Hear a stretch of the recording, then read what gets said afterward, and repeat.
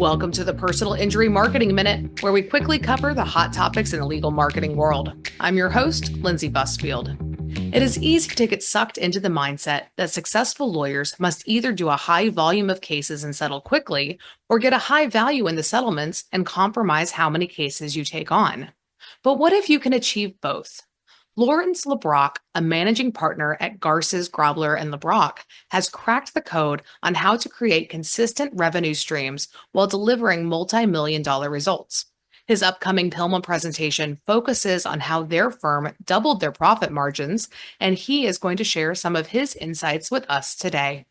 Thank you so much for joining us today, Lawrence. Oh, it's my pleasure, Lindsay. Thank you for having me.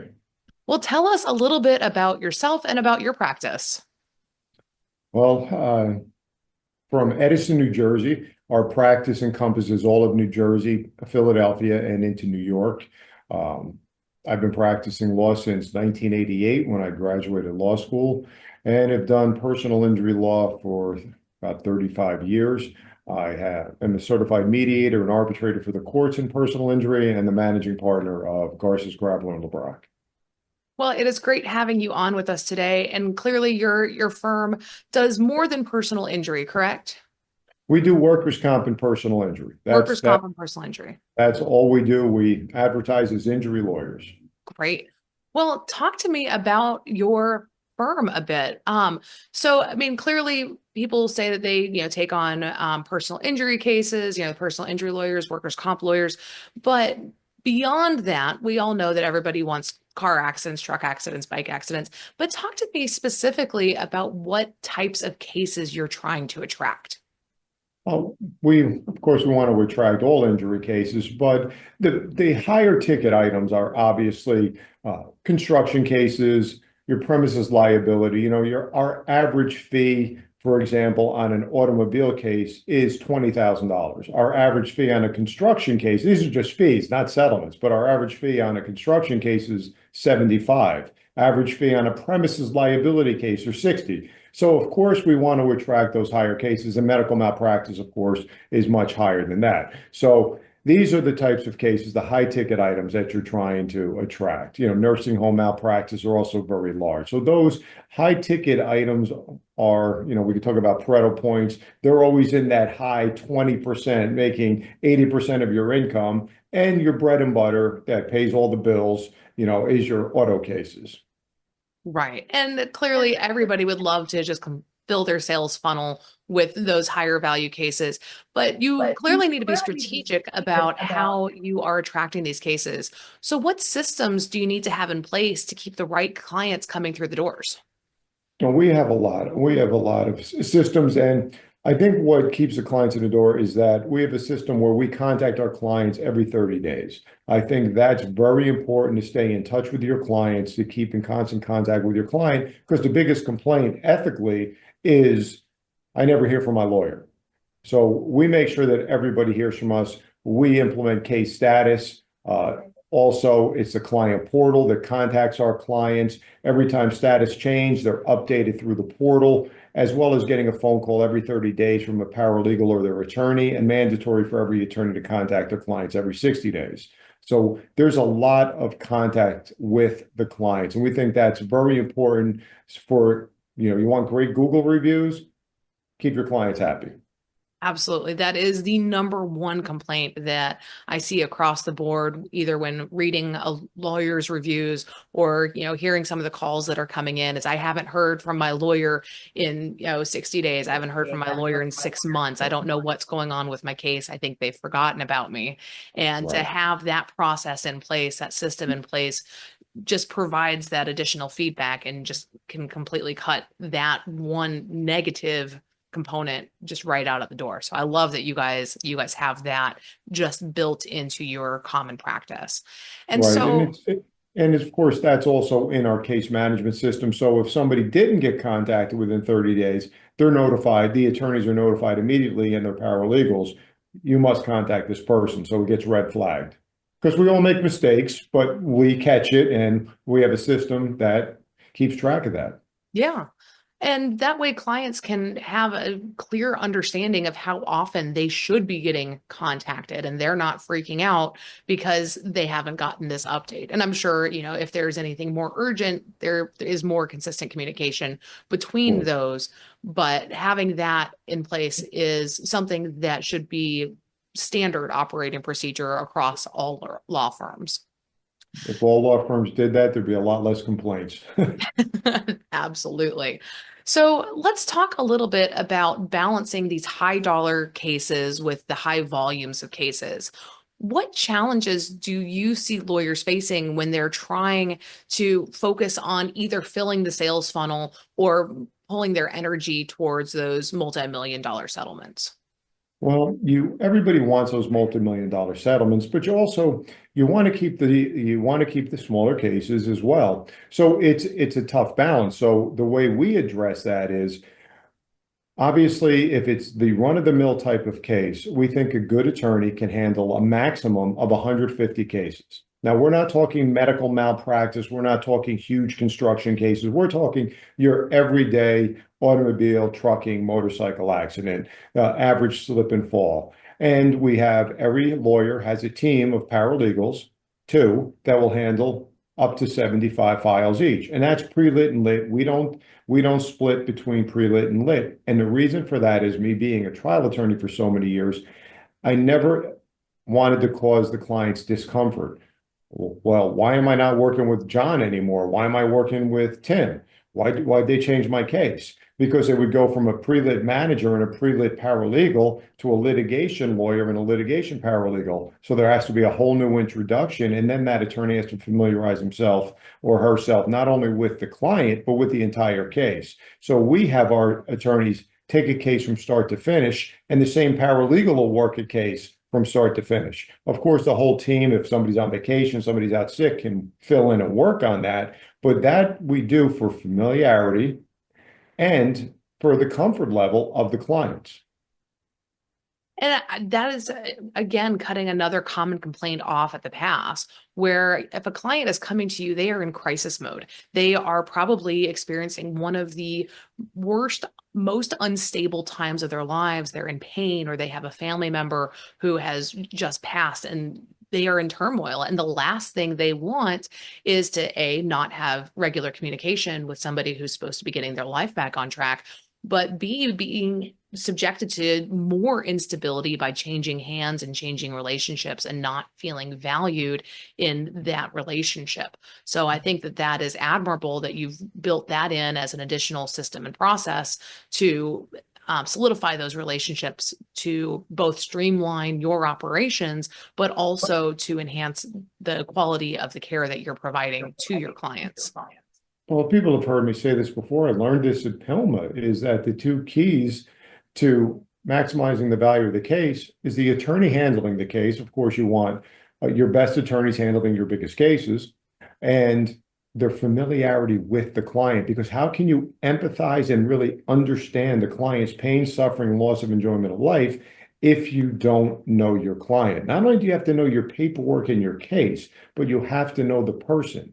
For example, I never tried a case without a before and after witness. And simply, if somebody doesn't know what that is, it's somebody that could talk about your client, how they acted and how they were before the accident, and now how were they after the accident.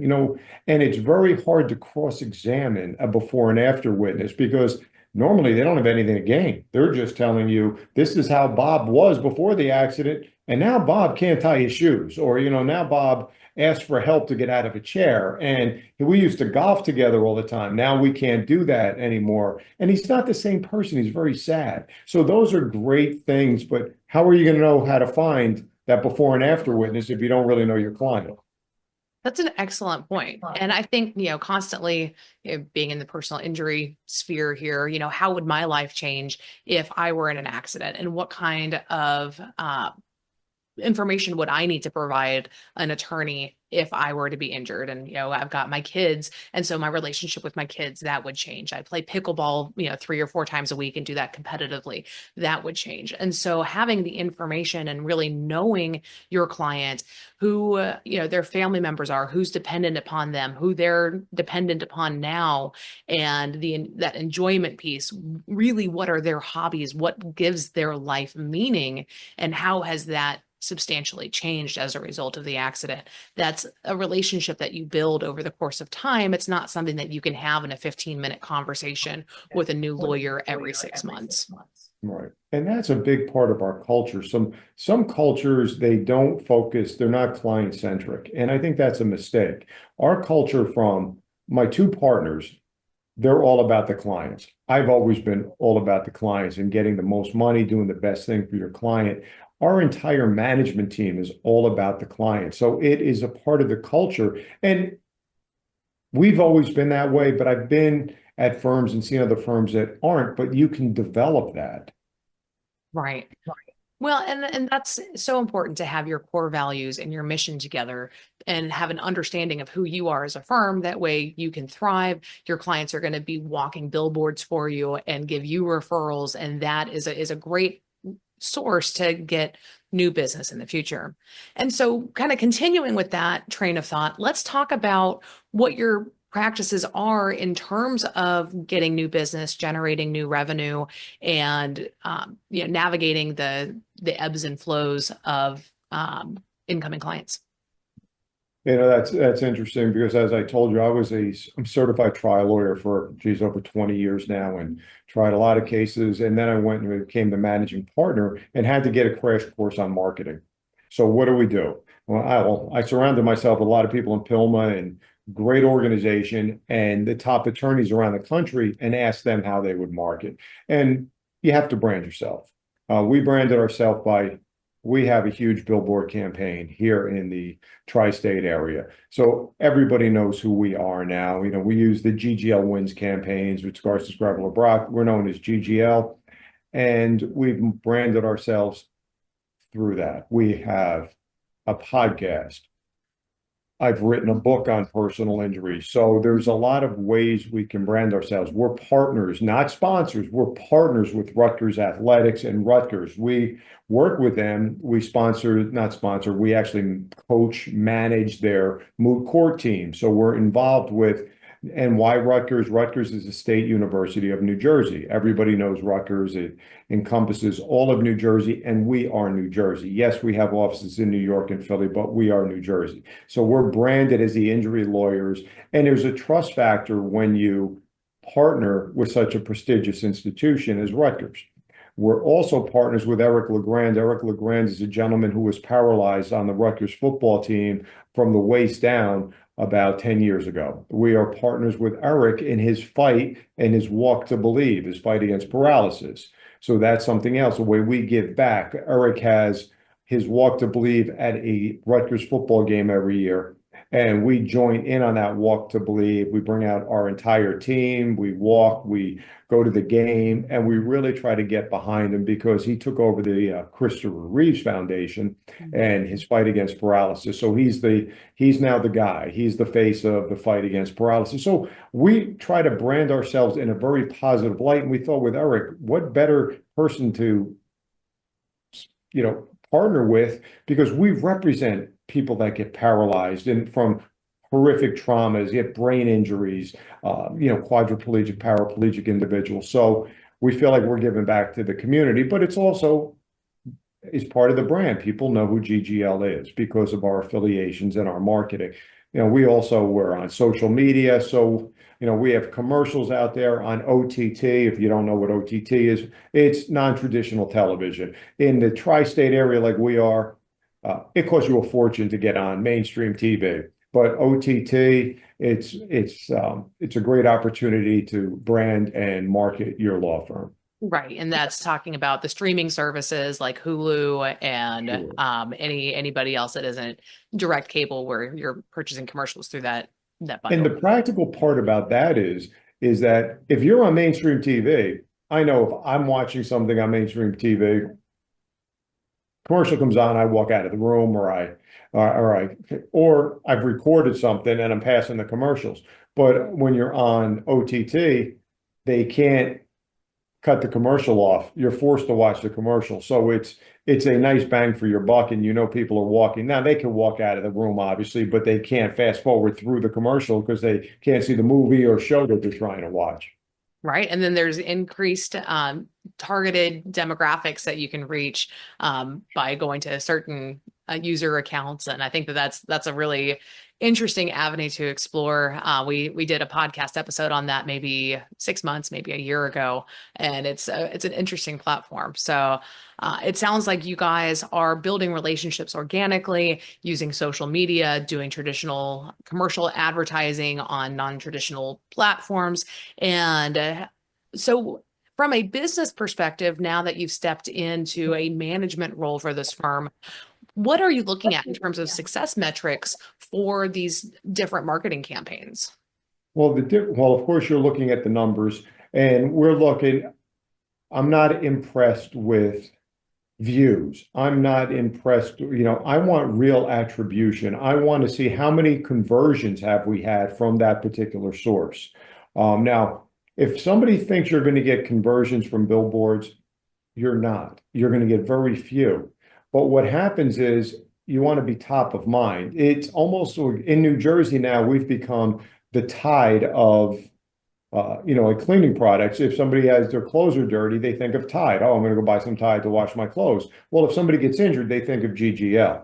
Those are the kinds of things that branding does. But to make the phone ring, you also have to use your digital marketing. We have a very good SEO company, and those are the reasons you do a podcast. And I wrote the book is to become an authority in the industry. So the Google and their algorithms now look towards who's the authority in the industry. So you want to put good content out on your website. Writing a best-selling book. I don't know how it became a bestseller. Somebody bought the thing. I can't imagine. But having a best-selling book helps make you an authority in the industry. And also having your podcast, different things. Speaking. Going to the events like at PILMMA and speaking on a national audience, it increases the authority and it will help your SEO. But you need to have a good digital marketing company also to help you. Absolutely. It takes a village in terms Yes. of whether you are doing digital marketing or billboards or relationships within the community. There are so many hands that need to be in this working together to get that phone to ring.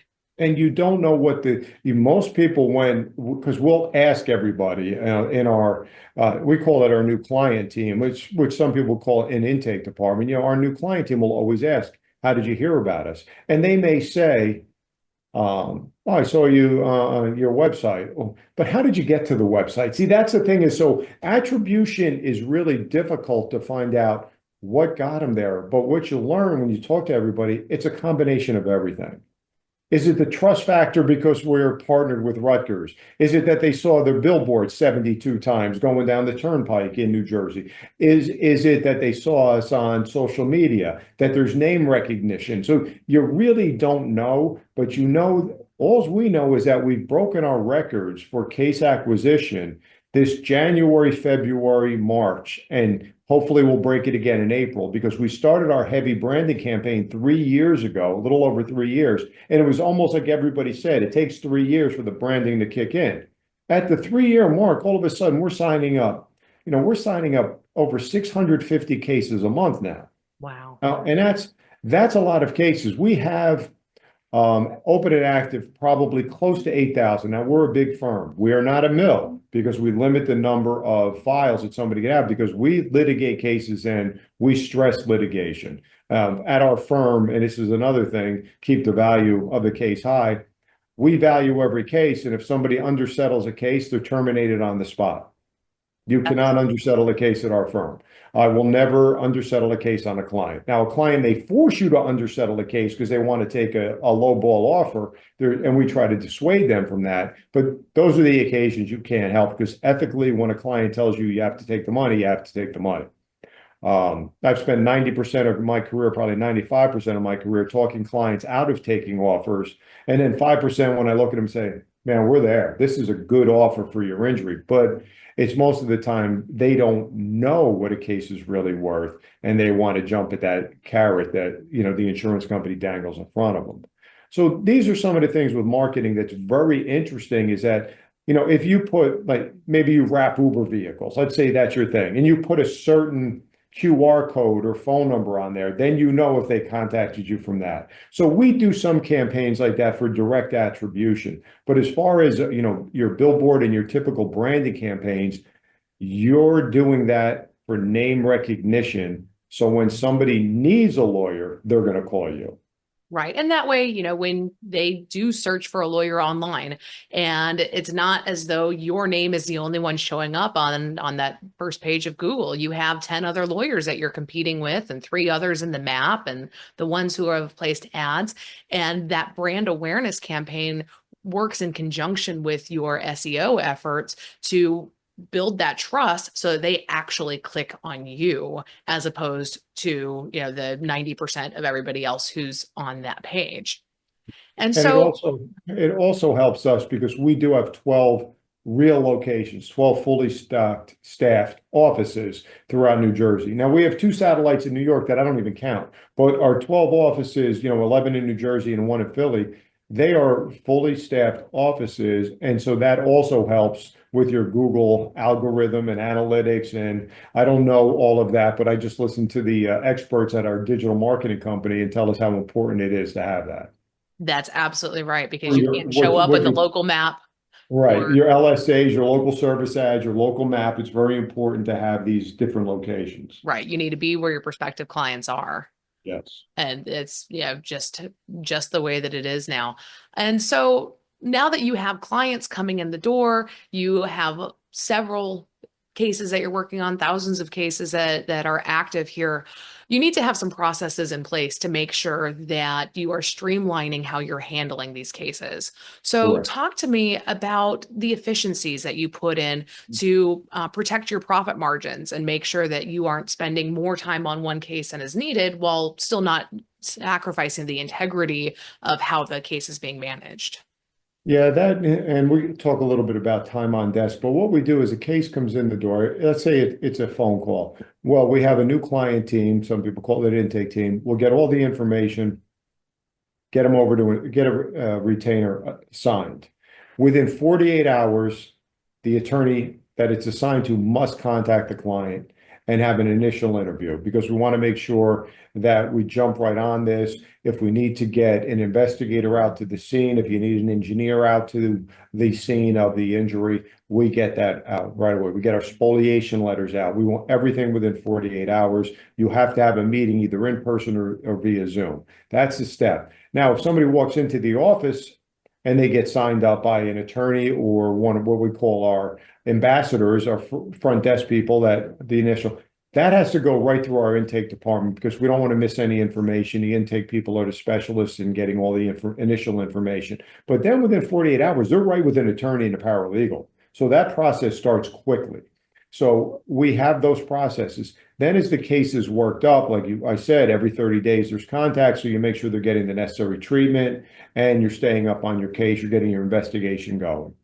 But when they're done treating and we have the liability questions, then quarterly, I value every case in the firm.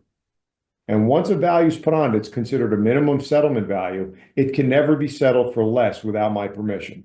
Now we're going to grow. We've grown to the point where we're going to start we're going to have a team that'll do this, but you need some sort of system. The reason is you don't want cases undersettled. It does a disservice to the client, and you want attorneys that want to maximize the value. So those are just some of the processes. Now we track everything through our case management system, and I'm not saying names because I don't want to plug anybody here, but we're happy with it. And there's a lot of dashboards where how long a case is on desk, and obviously your bigger cases sit on desk longer, but they're your bigger cases. We've had cases, take a recent $7.8 million settlement. That case was on desk for 6 years, but it was $7.8 million. We have another one where we have a $105 million demand out. That case has been around for 5 years, but these are the monster cases that have had 100 depositions, 50 depositions, and are really worked up. Other cases, we want a case into suit if we can't settle it at a fair value within 30 days after the medical treatment's completed. So we send out our package in 30 days after the medical treatment's completed, a demand, and if the insurance company or defendant will not pay our demand, we put the case in suit.